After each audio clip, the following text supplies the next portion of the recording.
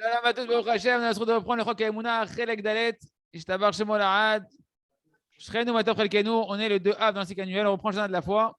Donc rappelez-vous qu'on a vu dans les conseils pour avoir la Emuna, il y a des choses qui endommagent la Emuna, qui endommagent la foi. On avait dit le Pgam Abrit, l'endommagement, quand une personne va souiller, que Dieu nous en préserve, l'alliance divine, qui passe par les yeux et les pensées pour un homme de ne pas voir des femmes, etc. Et pour les femmes, de ne pas se faire voir, hein, d'être snoa. Lorsqu'un homme il endommage son alliance, soit qu'il va penser des pensées de débauche, ou bien qu'il va souiller sa bouche avec des paroles sales, hein, et à plus forte raison s'il fait des actions, à plus forte raison si la personne elle fait des actions interdites, il voit des choses interdites, à cause de ça, il est en train de quoi? Il est en train d'impurifier son cœur et il ne peut plus ressentir, tu as endommagé l'alliance avec Hachem, donc tu n'es plus lié avec Hachem à ce moment-là, et tu ne peux plus ressentir dans ton cœur la présence divine et tu n'arrives plus à ouvrir la bouche dans la tefila. Ta tefila, tu sens que tu es bouché. Pourquoi? Écoutez bien comme le Rav explique de manière très claire ces choses-là. Il dit parce que le vent de la débauche, le vent spirituel de la débauche, c'est un vent de Touma, c'est un esprit de Touma, d'impureté, qui déracine l'homme de la sainteté, de la Gdusha, et donc de la Emouna. Pourquoi? Parce qu'il nous dit l'essentiel de la divinité qu'un homme y ressent, où elle se trouve? Dans son cœur. Et maintenant, son cœur, il a impurifié. Il a impurifié avec de l'impureté de la débauche. C'est pourquoi la divinité, elle ne peut pas résider dans son cœur. La présence divine, elle ne peut pas résider dans son cœur à ce moment-là. Elle est là, mais en fait, elle est complètement masquée. Et automatiquement, il se détache de la Gdusha. La personne, elle se sent détachée de la Gdusha, de la sainteté. Et tu ne peux plus revenir dans la Emouna et dans la prière à ce moment-là. Tu as du mal à avoir foi en Hachem, à prier à Kadosh Baruch Hu. D'accord? C'est pourquoi il dit l'endommagement de l'alliance, on l'appelle le prépuce, la orla. C'est quoi le prépuce? C'est la peau qui recouvre le membre de la Brit Mila qu'on va retirer au moment de la Brit Mila. C'est une écorce, c'est une enveloppe, d'accord? C'est quelque chose qui recouvre, qui vient boucher. Et en fait, ici, c'est une écorce qui est au niveau du cœur. C'est quelque chose qui va boucher le cœur, qui va empêcher la Emouna de s'épanouir dans le cœur. Voilà ce que c'est le Pgam Abrit, l'endommagement de l'alliance, que Dieu nous en préserve. Et dès qu'une personne endommage son alliance, que Dieu nous en préserve, alors il n'arrive plus automatiquement à ouvrir la bouche devant Hachem. Il n'arrive plus à prier. Pourquoi? Parce qu'il y a cette or-là, ce prépuce, cette écorce qui recouvre son cœur et qui le détache d'Hachem Yitbarach. Et Chadé Shalom, le fait qu'une personne elle a une perte, une perte de semences en vain, Ken, et ça endommage énormément la conscience d'un homme d'Hachem. Pourquoi? Parce que c'est marqué dans les Sfarim Akadoshim que la semence, d'où elle provient, d'où elle est produite par le cerveau. D'accord? Donc, quand une personne, elle gaspille sa semence en vain, alors il est en train de gaspiller des parties de son cerveau spirituel. Et donc, ta manière de penser et donc de pouvoir percevoir Hachem, elle est endommagée. C'est pour ça que les gens qui sont très débauchés, Shalom, ils n'arrivent pas à croire en Hachem. Ils ont beaucoup de mal. Et tu as beau leur parler, ça ne rentre pas dans leur tête parce que leur cerveau, il est complètement endommagé. C'est pourquoi toutes les maladies psychologiques, elles proviennent des problèmes de Brit. Et c'est marqué dans le Zohar Kadosh que celui qui jette son cerveau, c'est quoi son cerveau? C'est la semence de son cerveau qui provient de son cerveau. Il en arrive à devenir pauvre. Mais pauvre dans toutes les dimensions. Pauvre matériellement. Au niveau de sa parnassa, la personne peut se retrouver dans des grandes dettes que Dieu nous en préserve, etc.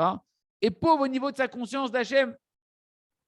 C'est-à-dire quoi concrètement? Tu as du mal à avoir foi en Hachem, tu as des questions de Emouna, tu as de la tristesse, tu as de la lourdeur, etc. La personne, elle se met en colère, elle a des problèmes psychologiques, elle a du mal à se gérer au niveau de ses émotions, etc.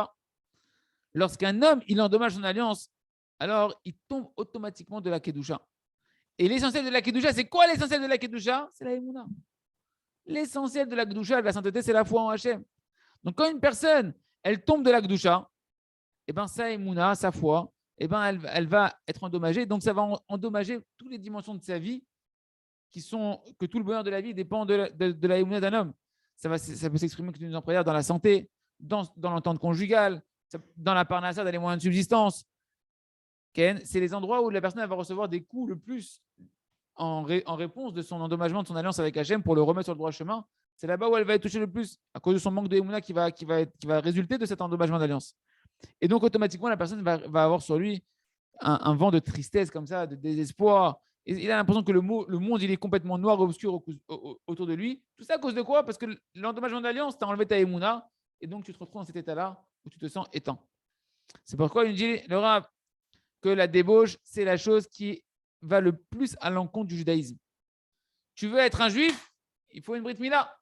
Mais une Brit Mila, ce n'est pas que physique, c'est une alliance spirituelle avec Hachem, de la préserver, cette alliance-là. C'est pourquoi, qu'est-ce qu'il a fait Bilam Aracha? Bilam Aracha, il a conseillé à Balak, quand il a vu qu'il n'arrivait pas à maudire le peuple juif, fais-les tomber dans la débauche. Amène-leur les filles de Moab, fais-les tomber dans la débauche. Il leur a dit parce que leur Dieu, il haït la débauche. Attention, Hachem, il haït pas un débauché. Il haït la débauche. Hachem, il aime chaque juif. Mais il haït l'effet que va avoir la débauche sur la vie d'un homme, sur la émouna d'un homme. Ça, c'est une petite nuance que je vous donne qui est très importante. Très, très importante. Sinon, une personne, elle peut entendre ça et dire ouais, alors moi, je suis Hachem, il me déteste. Non, Hachem, il t'aime. Il n'aime pas la drogue que tu prends qui t'empêche d'avoir un lien avec lui. D'accord? Parce que l'essentiel du judaïsme, c'est quoi? C'est la volonté de s'attacher à Hachem. Et cette volonté, elle dépend de s'attacher à Hachem, combien tu répares ton alliance. Et vu que la débauche, c'est quoi la débauche? C'est un amour et des désirs très très forts pour des instincts animaux, pour des choses qui sont le contraire de ce qu'Hachem il veut. Alors automatiquement, cette volonté qui est complètement le contraire de la Kedusha, et que la Kedusha, c'est la volonté de servir à Kadosh Baruch Hu, alors la personne qui tombe dans la débauche, elle perd tout l'amour qu'elle avait, tous les languissements, les désirs de se rapprocher de Kadosh Baruch Hu, elle les perd. Parce qu'elle les a perdus en allant voir une femme étrangère, en allant dans un amour étranger. Tu as donné ton cœur à autre chose. C'est ce qu'on appelle une avoda zara. Tu t'es attaché, tu sers, tu aimes, tu désires autre chose que Kadosh Baruch Hu. Donc ne t'étonne pas que tes désirs pour Hachem, ton enflammement pour Hachem, tu sens qu'il est parti. Ça se récupère. Chouva, Aïd Bodedou, c'est ce que ça entraîne. Et donc, une personne, elle perd toute sa volonté d'étudier la Torah, d'accomplir les mitzvot. Et où ça va se sentir le plus? Dans la tfila. Dans la prière, que la tfila, c'est l'attachement à Hachem, l'Aïd Bodedou. Eux qui sont l'essentiel, le représentant de la Emouna, là-bas, la personne elle va se sentir qu'elle est beaucoup affaiblie. Il reste que chacun y prenne de là, de se renforcer dans la préservation de l'alliance, de faire tchouva sur ça, parce que c'est ça qui permet de stabiliser la Emouna et la joie de vivre d'un homme. Chazak. On continue avec le Jardin des louanges. Mikachem Elokenu, qui est comme Hachem, notre Dieu. Donc maintenant qu'on a vu les cavanotes qu'on avait dans le schéma Israël, on a vu le Kaddish, comment remercier Hachem dans le Kaddish, comment remercier Hachem dans le schéma Israël, que tout c'est l'amour d'Hachem qu'on doit travailler. On a vu dans le premier paragraphe du schéma surtout. Maintenant, on va commencer à rentrer petit à petit dans la tfila, dans la Hamida. Comment apprendre que la tfila aussi, en réalité, on va retrouver cette dimension essentielle qui est le but de toute la création, qui est le remerciement d'Akadosh Baruch Hu. Déjà, on voit de manière globale la kavana qu'on doit avoir dans une bracha. On fait plein de brachot tous les jours. Baruch ata Hashem Elokeinu melech haolam, on en fait plein. Ouais. Et qu'est-ce qu'il faut penser quand on dit Hashem Elokeinu? Hashem, c'est notre Dieu. Stam. Pourquoi ces noms-là d'Hachem? Pourquoi Hashem, Yudke, Vavke? Pourquoi Elokeinu, Elokim? Deux noms différents d'Akadosh Baruch Hu qui sont mis ensemble. Ken? On a expliqué que Elokim, ça représente la conduite de l'attribut de rigueur d'Akadosh Baruch Hu et du jugement d'Akadosh Baruch Hu, donc les choses qui sont dures dans la vie d'un homme, les choses qui ne sont pas faciles dans la vie d'un homme. Et quand tu dis Baruch ata Hashem Elokeinu, tu bénis Hashem, tu remercies Hashem. Sur quoi? Sur la midatadin. Parce que tu sais qu'elle est attachée à Hashem. Hashem Elokeinu. Hashem, c'est la miséricorde, c'est l'amour d'Hachem. Tu sais que le vecteur qui t'amène, qui est à l'origine des souffrances de ta vie, c'est l'amour d'Akadosh Baruch Hu, donc tu le remercies.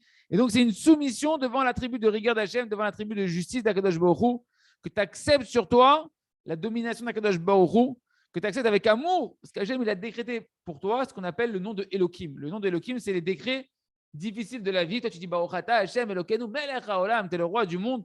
Hachem, il règne même dans les difficultés de ta vie, et là-bas, tu l'acceptes avec amour. Ken? Parce que si tu n'es pas saméach, si tu n'es pas heureux de ce que le nom de Elohim, il t'a amené sur toi, d'accord? Donc, c'est les difficultés de ta vie, de ton quotidien. Alors, ça veut dire que tu n'acceptes pas la divinité d'Akadosh Baruch Hu, tu n'acceptes pas la royauté d'Akadosh Baruch Hu parfaitement. Ok? Ça, c'est ce qu'on est en train d'apercevoir. On continuera, et merci Hachem, demain, pour continuer à voir les cavanotes dans la tfila. Be'ezrat Hachem Yitbarach, pour continuer avec le livre À travers champs et forêts, pour faire nous, nos femmes, nos enfants, nos petits-enfants, tout l'âme Israël, au moins 1 heure de Hitbodedut tous les jours. Anava zo tefila. L'humilité, les amis, c'est la prière. Un homme, donc on est dans les questions, comment accepter des fois que les prières ne sont pas exaucées, que ça met du temps à être exaucé. Un homme, il doit avoir foi que cette fille-là, Ken, constamment, tu dois avoir foi dans ta prière. Et tu dois laisser aucune pensée venir affaiblir l'intensité ou la longueur de tes prières. Même une pensée qui pourrait être pour toi une pensée de Gdusha, que tu vas te dire, attends, mais moi, qui je suis, moi? Moi, je suis insignifiant, je suis une petite créature de rien du tout. Qu'est-ce que je viens prier maintenant devant le roi des rois, le roi de tous les mondes entiers? Qui je suis? Tellement élevé à Kadosh Baruch Hu, il va entendre un grain de sable comme moi, un verre de terre comme moi. Ken. Et bien sur ça, le Toldot Yaakov Yosef, un des grands talmids du Baal Shem Tov, il dit que justement, voilà, on va citer un peu ce qu'il nous dit, que des fois un homme, dans sa grande humilité, eh ben, il se dit, c'est une humilité qui est mal placée, c'est une mauvaise humilité, il se dit, qui je suis, c'est quoi ma vie pour que ma prière elle soit acceptée? Et moi, je suis Baba Salé, moi, je veux opérer des délivrances par ma prière, des vraies délivrances. Et donc, une personne, qu'est-ce qu'il fait? Il s'éloigne du service d'Hachem Itbarach parce qu'en pensant qu'il est tellement petit, il ne croit pas qu'un homme aussi petit que lui, il peut entraîner par sa prière des choses extraordinaires, que sa prière, elle amène de l'abondance dans les mondes d'en haut, que les malachim, les anges, ils se nourrissent de ta prière, toi petit juif qui te semble insignifiant, et ben leur nourriture, elle vient de ta prière. Et si un homme, il avait foi en ça, que véritablement, aussi petit qu'il est, qu'il pense qu'il est, et ben sa prière, elle a de tels impacts, alors il servirait à Hachem dans la joie, dans la crainte, et il ferait attention à chaque lettre qu'il prononcerait dans la prière, chaque mouvement, il ferait en sorte de le faire comme il faut parce qu'il est conscient que chaque chose qu'il fait, ça a véritablement un impact extraordinaire, malgré la petitesse que tu as par rapport à Kadosh Baruch Hu. C'est pourquoi qu'est-ce qu'il vient faire le Yetzer Hara? Lui qui veut t'empêcher de toutes ses forces de prier, parce que ton arme essentielle, il a dit Rabbi Nachman contre lui, c'est la prière. Donc qu'est-ce qu'il fait? Il vient et il s'habille dans une anava pesula, dans une humilité, une fausse humilité, maquillée, qui emmène l'homme à quoi au final? À s'affaiblir dans la prière. Et Béhémet, ce n'est pas le chemin de l'humilité. Ce n'est pas le chemin de l'humilité. D'être triste, d'être déprimé, d'être découragé, de se dire non, ce n'est pas pour moi, etc. Au contraire, c'est quoi la véritable humilité? La véritable anava, c'est celle qui doit amener à un homme encore. Plus tu vas être bessimcha, plus tu vas être joyeux, plus tu vas être rempli de émouna, plus tu es dans l'humilité. Parce que tu sais que quoi? C'est vrai que je suis rien. C'est vrai que Hachem, il ne me doit rien. Lo magia li klum, lo magia li klum. Hachem itbarach, lo chayav li klum. Hachem, il ne me doit rien, je sais, il ne me doit rien du tout. Mais Davka, c'est ça qui m'empresse de me tourner et de me réveiller encore plus, de demander toi à Kadosh Baruch Hu, avec quoi? Avec miséricorde, en suppliant à Kadosh Baruch Hu de me donner un cadeau gratuit, qui me répondent par bonté gratuite, Hachem. Je ne demande pas, Hachem, que je n'exige pas. Je sais qu'il ne me doit rien. Et pourquoi je viens devant lui? Parce que Hachem, il est bon. Il est bon par bonté gratuite et il a créé le monde pour montrer qu'il est bon par bonté gratuite. C'est ça le kiff d'Hachem, de montrer qu'il est bon et miséricordieux par bonté gratuite. Et parce que Davka, je suis rien. Alors je sais que je ne peux recevoir, je ne peux rien recevoir. Qui je suis pour qu'on me donne quelque chose? D'où je vais recevoir quelque chose? Alors j'ai que Hachem vers qui me tourner. Il n'y a que Hachem qui peut me donner. J'ai aucune force qui m'est propre.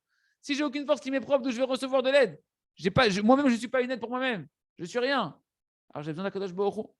Par contre, celui qui pense qu'il est quelque chose, non, moi je suis un être humain. Je suis le centre de la création. Je suis l'élu de la création du règne minéral, végétal, animal. Après, il y a l'être humain, il y a le juif. Je suis. Ouais. Alors celui-là, il se repose et il base sa confiance sur l'imaginaire de ce qui s'est fait de lui-même, qu'il a une force propre duquel il est propriétaire. Et que je peux m'arranger sans Hachem. J'ai pris Hachem, je suis rien du tout, mais je suis quelque chose en fait. Je peux me débrouiller sans Hachem. Ouais. C'est le contraire de la Hanava. Et donc, il ne prie pas. Parce qu'il peut être mystadaire tout seul. Moi, je m'arrange tout seul. Là, je dérange Hachem. T'as pas mal de déranger Hachem. Laisse-le tranquille un peu. Tu ne peux pas être un grand garçon. Tu ne peux pas être un peu responsable. Tu as besoin de ton père tout le temps. Ton père. Okay. La conclusion, c'est qu'en réalité, chaque pensée qui va nous empêcher de prier vers Hachem, c'est de l'orgueil. C'est pas de la Hanava. Oublie, c'est pas de la Hanava. C'est de l'orgueil. Et la preuve d'apprendre qui de Moshe Rabbeinu alav shalom, que Moshe Rabbeinu, c'est marqué dans la Midbar Yudbet, verset Gimel, et voilà que Moshe, c'était l'homme le plus humble de tous les hommes sur la surface de la terre. Et Moshe Rabbeinu, c'est sûr que lui, il se considérait comme rien du tout. Il a dit, Vanachnouma, qu'est-ce qu'on est? Nous, on n'est rien. Ouais, et malgré tout, quand il devait prier, il priait sans cesse, sans relâche. Et tout ce qu'il a voulu, il aurait pu l'obtenir, Moshe Rabbeinu, par quoi? Par la tfila. Et il n'a pas lâché la tfila jusqu'à qu'il reçoive ce qu'il voulait. Mais quand il demandait, comment il demandait? Un cadeau gratuit. Tu me dois rien. Moshe Rabbeinu, tu me dois rien, Hachem. Je te demande que quoi? Qu'un cadeau gratuit. Il reste qu'on apprenne c'est quoi la vraie définition de l'humilité et de savoir que chaque pensée qui me décourage de prier, c'est de l'orgueil et que le seul conseil qu'on a, c'est de demander à Kadosh Baruch Hu des cadeaux gratuits et d'insister en étant conscience que chaque prière, elle a un impact extraordinaire dans les mondes jusqu'à même nourrir les malachim. Il reste les kolzé d'obtenir toutes les délivrances qu'on a besoin. On continue avec le jardin de la sagesse. Et donc, on est, on est en train de voir dans le conte de Rabbi Nachman combien l'importance d'avoir foi dans les tzadikim et que tout passe par les tzadikim pour avoir foi en Hachem. Et donc, cinquième raison pourquoi la émouna en Hachem elle dépend des tzadikim. Parce que la émouna de le tzadik, c'est le yesod, c'est la base de la crainte du ciel et de l'amour du ciel, nous dit Rabbi Nachman. Il faut savoir ce qui est marqué dans le Zohar Kadosh, que tout le service divin d'un homme, pour Akadosh Baruch Hu, eh ben, il ne peut s'élever qu'en fonction de la crainte et de l'amour d'Hachem qu'il va avoir. Sans ça, c'est quoi les ailes? Les ailes de nos mitzvot et de notre service divin, c'est la crainte et l'amour. Une aile, c'est la crainte, l'autre, c'est l'amour. D'accord? Mais d'où on reçoit la crainte et l'amour? Je dis Rabbi Nachman, on reçoit la crainte et l'amour que des tzadikim de la génération. Comme c'est marqué dans la Torah 17 du Likutei Moharan. Car il nous dit Rabbi Nachman, la crainte et l'amour, on ne peut la recevoir qu'à travers les tzadikim de la génération. Parce que le tzadik de la génération, c'est lui qui dévoile sur terre la crainte et l'amour d'Hachem. Et des fois, il se peut que la lumière du tzadik, elle est obscurcie dans les yeux d'un homme, il ne se rend pas compte de la lumière du tzadik. Et il n'arrive pas à comprendre et à voir la grande lumière énorme du tzadik. Bien qu'il se trouve à côté du tzadik, il se trouve dans le Beth Midrash du tzadik, dans la synagogue du tzadik, dans le kever du tzadik, mais il ne voit pas, il ne sent pas. Il ne peut pas sentir et goûter et voir la lumière extraordinaire du tzadik. Que grâce à sa lumière à lui, il aurait pu arriver au maximum de bien qu'on peut arriver sur terre. Comme on voit avec Ephron. Ephron qui était le propriétaire de la Marat Marpella, là où sont enterrés nos ancêtres, Adam Arishon et Abraham, Yitzhak, Yaakov et les matriarches. Que c'est là-bas la porte du paradis. Que là-bas, toutes les âmes, elles montent par là-bas. Et c'est une lumière spirituelle énorme. Et malgré tout, Ephron, qui était le propriétaire de cette terre-là avant de la vendre à Abraham, pour lui, c'était une terre qui était obscure, qui ne servait à rien. Et donc, il l'a vendu à Abraham avec joie. S'il était conscient, il ne l'aurait jamais vendu. Mais il savait pas, pour lui, il ne voyait pas la lumière qu'il y avait là-bas. Comme c'est marqué dans le Zohar, Parashat Chayei Sarah. Et de la même manière, lorsque la lumière du tzaddik, elle est obscurcie dans les yeux d'un homme, il ne voit pas que la lumière du tzaddik, il éclaire tous les mondes entiers. Pas que ce monde-là, tous les mondes, la plus fortement, ce monde-là, il est rempli de la lumière du tzaddik. Et malgré tout, la personne, pour lui, il ne voit pas cette lumière-là. Au contraire, pour lui, il est dans l'obscurité. À cause de quoi? C'est à cause de ses mauvaises actions, à cause de l'idiotie de son intelligence. Il n'a pas éveillé, il n'a pas raffiné ses yeux spirituels. Et à cause de ses mauvaises actions, la lumière du tzaddik, elle lui est cachée. Et il est dans une idiotie de ne pas voir la plus grande lumière qui est dans ce monde-là. C'est-à-dire quoi? À cause de mauvaises façons de penser, à cause d'étudier des pensées étrangères, etc. Comme c'est marqué dans le prophète Jérémie, Chachamim et Malehara, ils sont intelligents mais pour des bêtises. Ils se cultivent de connaissances idiotes. Ou le Etiv lo yadaou, et le bonheur et le bien, ils ne l'ont pas connu. Ils n'ont pas eu l'intelligence du bien. Tu peux être intelligent dans plein de choses, mais c'est des choses du mal. Parce qu'à cause des mauvaises actions, il dit Rabbi Nachman, les personnes, ils n'arrivent plus à utiliser. Les mauvaises actions, elles vont détériorer ton cerveau et tu n'arrives plus à réfléchir pour le bien. Tu n'arrives plus à voir le bien. Tu n'arrives plus à comprendre ce qui est véritablement le bien. Ton cerveau, il tourne que pour tes intérêts personnels et que pour le mal, que Dieu nous en préserve. Et à cause de cette idiotie de l'intelligence, il ne peut pas voir et comprendre la lumière du tzaddik. Il se trouve donc, il nous dit, c'est seulement celui qui s'efforce de se rapprocher de tzaddikim, qui peut. Non, et donc celui qui ne s'efforce pas de se rapprocher de tzaddikim et qui ne s'efforce pas en même temps aussi de se raffiner dans ses actions, de se bonifier dans ses actions, il peut être proche du tzaddik, lui tenir la main, lui être à côté de lui, et il ne peut pourtant, il n'arrive pas à servir Hachem avec crainte, avec amour, etc. Et donc son service d'Hachem, bien évidemment, il ne peut pas monter, vu que le service d'Hachem, il ne monte qu'avec la crainte et l'amour, et donc il ne peut pas faire les fruits qu'il devrait faire dans les mondes d'en haut et les répercussions dans ce monde-là. Et donc, à plus forte raison, si la personne elle est relègue sur le tzaddik, si la personne elle va contre le tzaddik, que Dieu nous en préserve, que c'est sûr que là, dans le ciel, tu as beau faire tout ton service d'Akadosh Baruch Hu, ton service, il n'a pas du tout la consistance qu'il devrait avoir. Il y a raison chez l'école de se rapprocher de tzaddikim, de chercher les tzaddikim, d'apprécier et d'avoir conscience qu'on ne peut recevoir la crainte et l'amour que par les tzaddikim, et que c'est le passage essentiel pour pouvoir avoir la émouna et la crainte et l'amour d'Akadosh Baruch Hu. On termine avec le Sefer Ochadash al Zion Ta'ir V'nizke Kolano Emer Aleoro Lo Yia Velo Yiga, qu'une personne ne sent pas la fatigue, elle sent qu'elle a des forces inépuisables. On connaît tous ces amis des histoires de tzadikim qui dorment très très peu. Et ce n'est pas logique, c'est-à-dire que ça dépasse l'entendement humain. D'accord? Même tous les statistiques des docteurs, ils resteraient bouche bée s'ils voyaient ça pour les experts du sommeil. Et ça montre qu'en réalité, quoi, c'est l'histoire de tzadikim qui dorment très peu. C'est une preuve qu'un homme, véritablement, il ne reçoit pas sa vitalité et son renforcement de ses forces pour vivre du sommeil. Mais en réalité, ça provient d'où? De la dvekout b'Hashem, de l'attachement à Kadosh Baruch Hu. Comme c'est marqué dans le livre du Chida, le Shem Agdolim, c'est marqué là-bas, au nom il ramène là-bas que Rabbeinu Maharitatz, Ken, pendant 40 ans, il n'a pas dormi sur un lit. Il dormait sur une teva. C'est quoi une teva? C'est une boîte, ouais. Et un pupitre, peut-être, ouais, avec les pieds suspendus pour pas dormir. Il essaie de dormir le moins possible pour avoir le moins de possibilités de dans un bon matelas, un king size comme ça et tout bien et tout machin. T'as du mal à sortir du du lit, ouais. Lui non, il dormait sur un truc en bois comme ça et ça les pieds ballants. Ken, il se levait à chaque fois à Khatsot au milieu de la nuit pour étudier la Torah. Le Gaon de Vilna, ils ont raconté ses enfants qui dormaient dans toute sa journée 2 heures et même pas consécutives. Écoutez ça, 2 heures par tranche de demi-heure, il dormait le Gaon de Vilna. 4 fois 30 minutes. Pas en même temps. Ouais, sur 24 heures, il dormait 4 fois 30 minutes, non consécutives, et comme ça tous les jours. Pas genre il y a un jour où je récupère. Non, tous les jours de sa vie comme ça. C'est pas humain. Le Maharsha, c'est marqué. Non, c'est pas humain. C'est marqué, c'est connu sur le Maharsha à Kadosh. Qu'est-ce qu'il faisait? Il prenait ses péotes. Pourquoi il faut avoir des péotes, les amis? Pourquoi il faut avoir des grandes péotes? Il les prenait, il les accrochait comme ça au plafond avec un truc. Dès qu'il s'endormait, ça tirait, ça fait mal, et il se réveillait pour pas dormir parce qu'il voulait rester attaché à Kadosh Baruch Hu et dormir le moins possible. Et d'autres sadikim qui mettaient leurs pieds dans de l'eau gelée le soir pour que le froid dans les pieds leur laisse la possibilité de rester à étudier la Torah durant des nuits entières.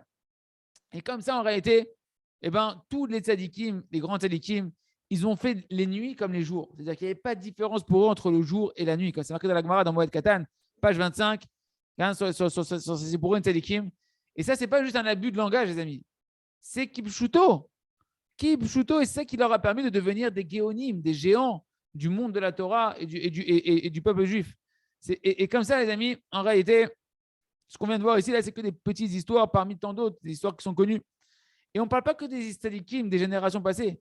Il y a dans les générations récentes jusqu'à aujourd'hui des histoires sur les tzadikim qui ils servent Hachem et étudient la Torah des heures consécutives très très longues, avec concentration, avec clarté d'esprit, sans dormir. Et des fois plus d'un jour entier, plus de 24 heures consécutives. Et ils vont après plus de 24 heures de service divin, ils vont se reposer un tout petit peu et repartir encore de plus belle pour faire encore un jour complet de Torah et de Tfila, etc. Le Rav dit, moi-même, je connais dans cette génération des gens, des tzadikim, Temdei Chachamim, qui dorment extrêmement peu. Que celui qui entendrait ce que je vous dirais là, il dirait, mais c'est pas possible. Celui qui entendrait ça, il dit, c'est pas possible qu'un homme il puisse après faire une journée normale, avec concentration et avec clarté d'esprit. Mais c'est une réalité vivante qui existe, que moi, je peux vous dire, le Rav me dit, je les vois et ils servent Hachem très, très bien, avec une clarté d'esprit comme il faut, et ils prient longuement à leur tfilote, et ils font énormément de services divins durant toute la journée, qui sont des choses qui marchent, qui fonctionnent, et tout va bien. Heureux est leur sort. Il dit, et mon maître, un de mes maîtres, Rav Yaakov Moutsafi, que son mérite nous protège, Mechila, il dit, il dormait chaque nuit entre 1 heure et 2 heures. Et le Rav me dit, je connais également un tzaddik dont le Rav ne cite pas le nom, qui dort que 1 heure par jour, 7 heures par semaine. Vous vous rendez compte de la qualité de cette vie-là? On parle pas de quelqu'un qui souffre, quelqu'un qui est arrivé au niveau où il est tellement attaché à Kadosh Baruch Hu qu'il a besoin de dormir qu'1 heure. Tout le reste, il vit, il est attaché à Hachem, il continue sa vie. Il n'est pas en train de... On ne parle pas d'un zombie. Quelqu'un qui est, au contraire, qui est dans la vie, qui est rempli de vie, etc. Il raisonne, qu'on prenne conscience que le sommeil, ce n'est pas lui qui nous vitalise, c'est Hachem, et qu'on apprenne à faire, on va apprendre ensemble avec Hachem la avoda du sommeil, comment travailler sur le sommeil pour que le sommeil ne soit pas quelque chose qui nous endommage, mais quelque chose qui véritablement qui nous attache à Hachem. Et Ratson Shenskele Kolze, Chazak, Ve Nit Razeh.